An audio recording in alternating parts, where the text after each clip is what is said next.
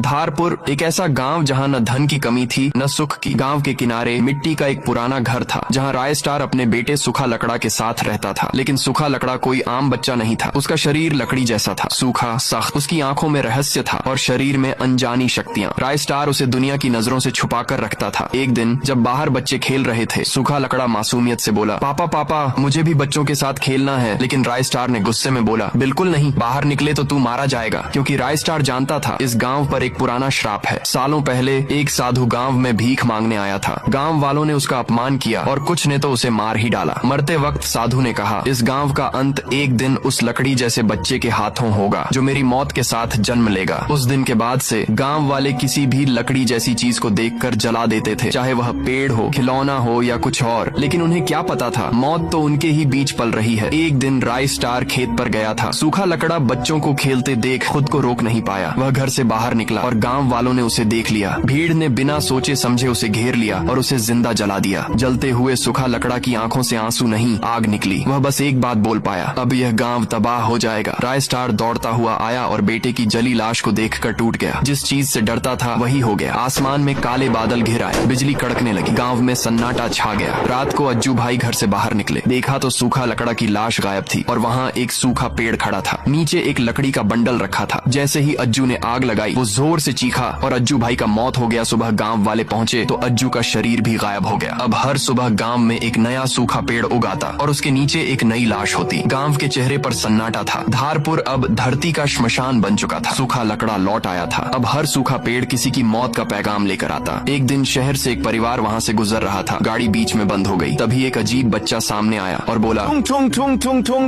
और वो बच्चा एक सूखा पेड़ बन गया। परिवार मौके पर ही मर गया। स्टार अब अकेला बचा था। वह सूखा लकड़ा के पास गया और रोते हुए बोला, बेटा ये तुम क्या कर रहे हो? सूखा लकड़ा गुस्से में बोला, इन्हीं ने मुझे जलाया, अब सब जलेंगे। और राय स्टार पर वार कर दिया। जब राय स्टार को होश आया तो उसने देखा सारा गांव फिर से जिंदा था। न कोई सूखा पेड़ न कोई लाश। अज्जू और ज्ञान मुस्कुराते हुए बोले, क्या हुआ भाई? राय स्टार हैरान था। जो मर चुके थे वे जिंदा कैसे हो गए? रात में बादल गरजता है और राय स्टार घर से बाहर निकलता है। आसमान की तरफ देखा, उसके पैरों तले जमीन खिसक गए। सैकड़ों सूखे पेड़ आसमान से गांव की तरफ बढ़ रहे हैं। अब सवाल ये है, क्या राय स्टार धारपुर को बचा पाएगा या पूरा गांव सूखा पेड़ बन जाएगा? अगर पार्ट 2 चाहिए तो कमेंट करो। सूखा लकड़ा लौटेगा।